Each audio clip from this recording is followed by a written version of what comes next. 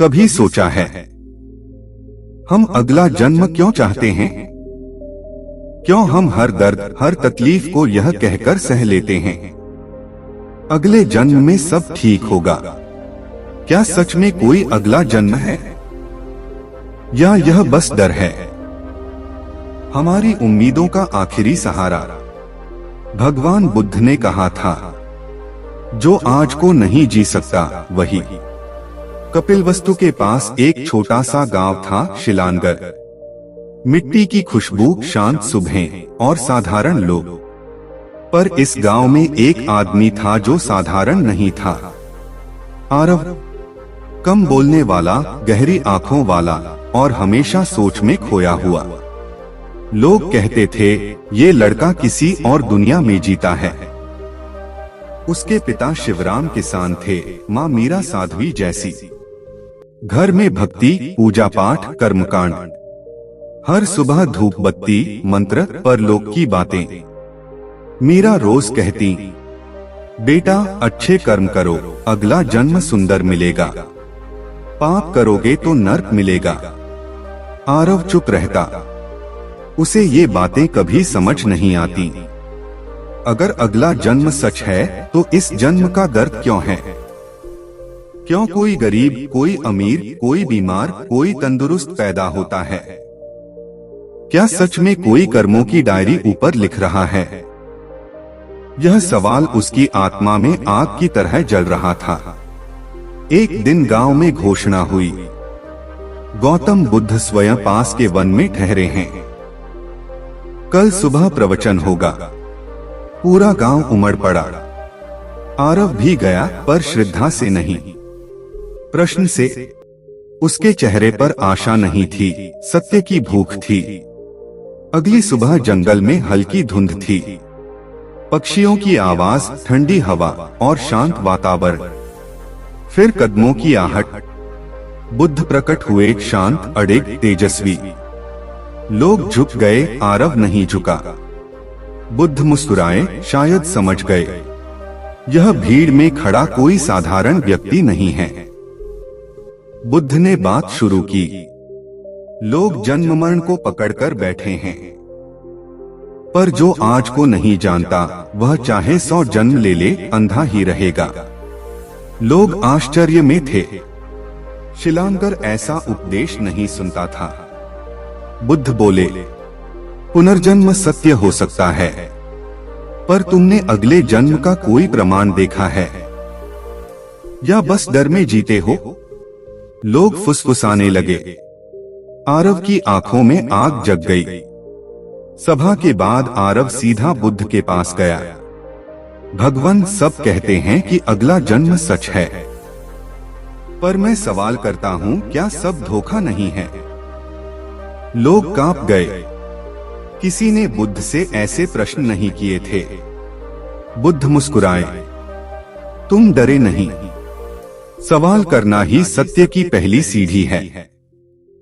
आरव बोला, अगर अगला जन्म है तो ये जन्म अपूर्ण क्यों है? लोग क्यों दुख में मरते हैं? अगर कर्म तय है तो प्रयास क्यों करें?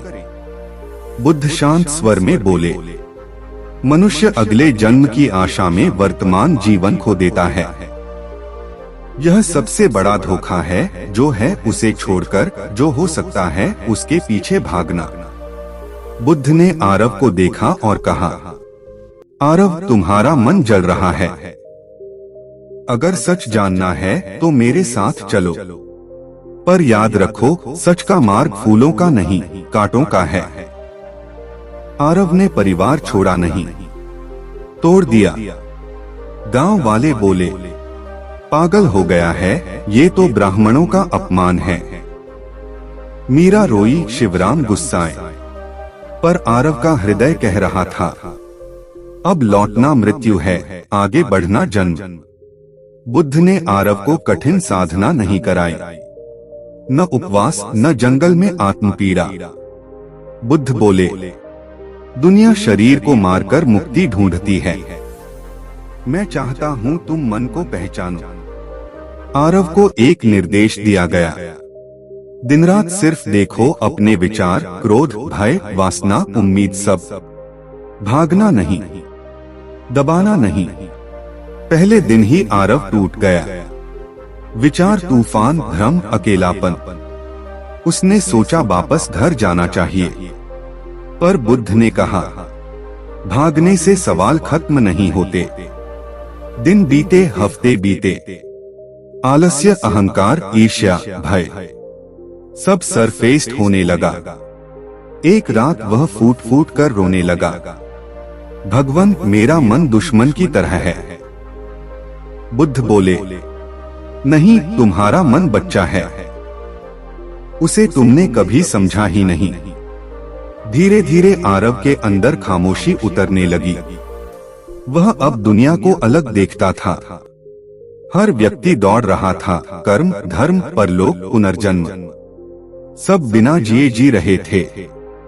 एक दिन आरव ने पूछा, तो पुनर्जन्म झूठ है?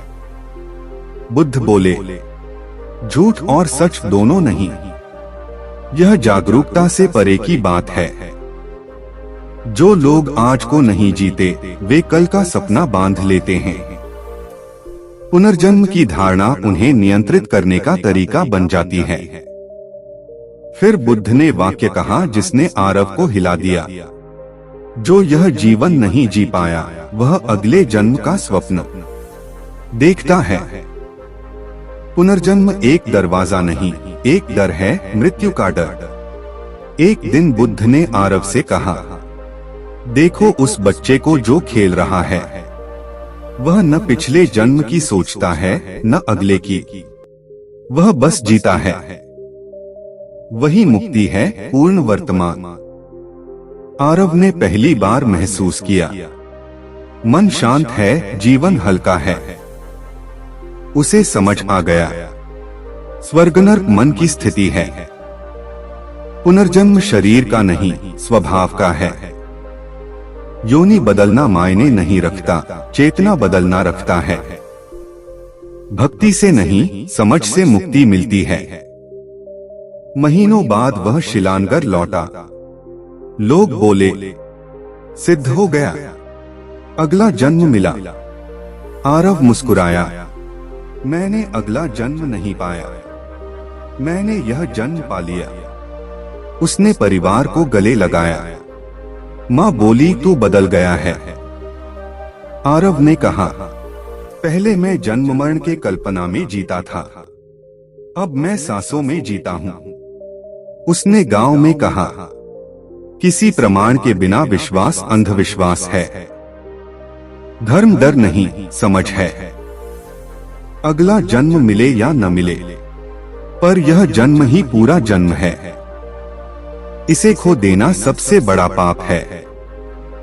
लोग हक्के बक्के रह गए, पर उस दिन शिलांगर में अंधविश्वास नहीं, जागृति फैली। और बुद्ध दूर बैठे मुस्कुरा रहे थे। एक और मन मुक्त हो गया था। कहानी का सार, पुनर्जन्म हो सकता है, पर अंधी आशा मत बनाओ। सच अनुभव में मिलता है, डरों में नहीं। धर्म दुख हटाने के लिए है, डर बढ़ाने के लिए नहीं। मुक्ति भविष्य में नहीं, इस पल में है। भीड़ धीरे धीरे बिखरने लगी थी। बहुत से लोग अब भी उलझन में थे, कुछ डर में, कुछ सवालों में, और कुछ सत्य की रोशनी में। पर आरव शांत था। पहली बार जीवन बोझ नहीं, उपहार लग रहा था। पहली बार उसका मन भविष्य की दौड़ में नहीं, इस पल में जी रहा था। वह बुद्ध के पास आया, हाथ जोड़कर बोला, भगवान, मैंने पुनर्जन्म नहीं पाया, मैंने जीवन पा लिया। बुद्ध ने मुस्कुराकर कहा, यही जन्म तुम्हारा नया जन्म है। जब मन जाग जाए, वहीं पुनर्जन्म होता है। आरव ने आंखें बंद की। न कोई डर, न कोई आशंका, न स्वर्ग की इच्छा, न नर्क का भय, बस शांति, गहरी, निर्मल, अडिग। कुछ क्षण बाद उसने गांव की ओर कदम बढ़ाए। लोग उसे देखते रहे। बदला हुआ चेहरा, चमकती आंखें, शांत मुस्कान। अब वह प्रचार करने नहीं जा रहा था, किसी का विश्वास तोड़ने नहीं, किसी का धर्म बदलने नहीं। वह बस जीने जा रहा था, पूर्ण सजग मुक्त। और पीछे खड़े बुद्ध ने धीमे से कहा, जो यह जन्म जी लेता है उसे अगले जन्म की जरूरत नहीं पड़ती। अगर यह कहानी आपके मन को छू गई हो तो एक छोटा सा लाइक, एक सुंदर सा सब्सक्राइब, क्योंकि इसी से यह यात्रा आगे बढ़ती है।